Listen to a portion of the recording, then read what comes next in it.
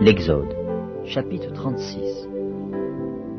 Betsaléel, Oholiab, et tous les hommes habiles en qui l'Éternel avait mis de la sagesse et de l'intelligence pour savoir et pour faire, exécutèrent les ouvrages destinés au service du sanctuaire, selon tout ce que l'Éternel avait ordonné. Moïse appela Betsaléel, Oholiab, et tous les hommes habiles dans l'esprit desquels l'Éternel avait mis de l'intelligence, tous ceux dont le cœur était disposé à s'appliquer à l'œuvre pour l'exécuter. Ils prirent devant Moïse toutes les offrandes qu'avaient apportées les enfants d'Israël pour faire les ouvrages destinés au service du sanctuaire. Chaque matin, on apportait encore à Moïse des offrandes volontaires. Alors tous les hommes habiles, occupés à tous les travaux du sanctuaire, quittèrent chacun l'ouvrage qu'ils faisaient et vinrent dire à Moïse: « Le peuple apporte beaucoup plus qu'il ne faut pour exécuter les ouvrages que l'Éternel a ordonné de faire. » Moïse fit publier dans le camp que personne, homme ou femme, ne s'occupa plus d'offrandes pour le sanctuaire. On empêcha ainsi le peuple d'en apporter. Les objets préparés suffisaient, et au-delà, pour tous les ouvrages à faire. Tous les hommes habiles qui travaillèrent à l'œuvre firent le tabernacle avec 10 tapis de fin lin retors et de fil bleu, pourpre et cramoisi. On y représenta des chérubins artistement travaillés.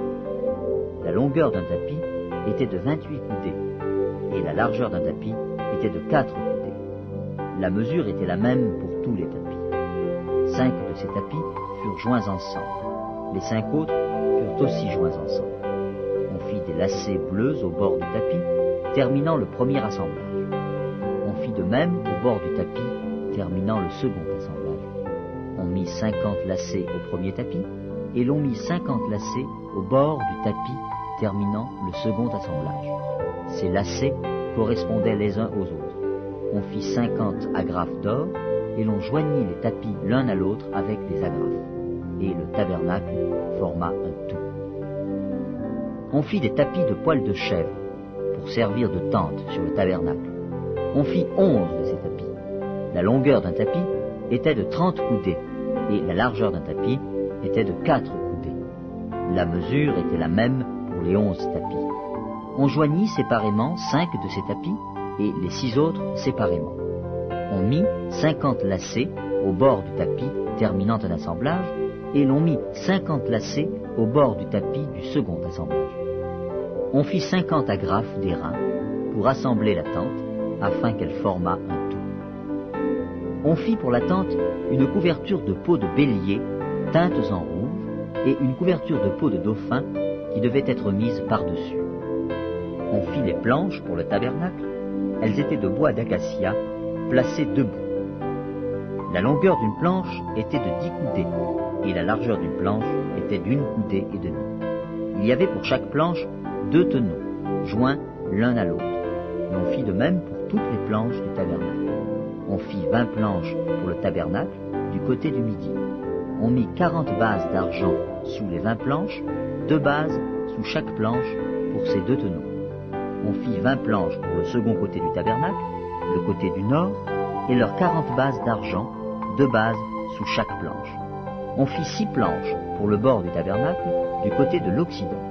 On fit 2 planches pour les angles du tabernacle dans le fond. Elles étaient doubles depuis le bas et bien liées à leur sommet par un anneau. On fit de même pour toutes les deux aux 2 angles. Il y avait ainsi 8 planches avec leurs bases d'argent, soit 16 bases, 2 bases sous chaque planche. On fit 5 barres de bois d'acacia pour les planches de l'un des côtés du tabernacle, 5 barres pour les planches du second côté du tabernacle, et 5 barres pour les planches du côté du tabernacle formant le fond vers l'occident.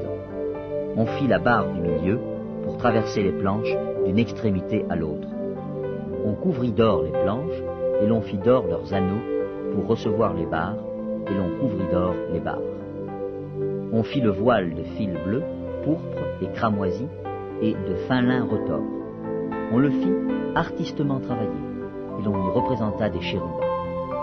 On fit pour lui 4 colonnes d'acacia et on les couvrit d'or. Elles avaient des crochets d'or et l'on fondit pour elles 4 bases d'argent. On fit pour l'entrée de la tente un rideau de fil bleu, pourpre et cramoisi, et de fin lin retors. C'était un ouvrage de broderie. On fit ces 5 colonnes et leurs crochets, et l'on couvrit d'or leurs chapiteaux et leurs tringles. Leurs cymbales étaient d'airain, tringles. Leurs cymbales